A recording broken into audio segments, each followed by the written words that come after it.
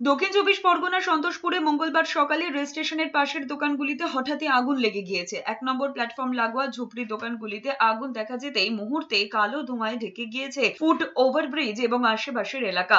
আপাতত বজবজ শিয়ালদা শাখায় আপ এবং ডাউন দুই লাইনের ট্রেন চলাচল বন্ধ রাখা হয়েছে। কিভাবে এই আগুন লেগেছে তা এখনো জানা যায়নি। খবর পেয়ে প্রথমে দমকলের দুটি ইঞ্জিন ঘটনাস্থলে পৌঁছয়, পরে আরো দুটি ইঞ্জিন আসে। মোট 4টে ইঞ্জিনের ঘন্টার পর ঘন্টা চেষ্টা চালিয়ে আগুন নেভানোর চেষ্টা করে, তবে এখনো পুরোপুরি পরিস্থিতি নিয়ন্ত্রণে আসেনি। প্রাথমিকভাবে স্থানীয় বাসিন্দারাই আগুন নেভানোর চেষ্টা করেছিলেন। স্টেশনের চারপাশে বহু ঝুপড়ি দোকান থাকায় আতঙ্ক ছড়িয়ে পড়ে যাত্রী এবং সাধারণ মানুষের মধ্যে। রেল সূত্রে জানা গিয়েছে 1 নম্বর প্ল্যাটফর্মের ফুট ওভারব্রিজের পাশে একটি বেআইনি দোকান থেকে আগুনের সূত্রপাত। সকাল 7টা নাগাদ আগুন দেখা যায়। খবর পেয়ে সকাল 7টা 40 মিনিটে দমকলের ইঞ্জিন ঘটনাস্থলে পৌঁছে আগুন নেভানোর কাজ শুরু করে। তো এন্ট্রি পাইনি, এন্ট্রি নেওয়ার জন্য তো অনেকগুলো হোস ব্যবহার করে আমাদের লাইন করে আমাদের ঢুকতে হলো।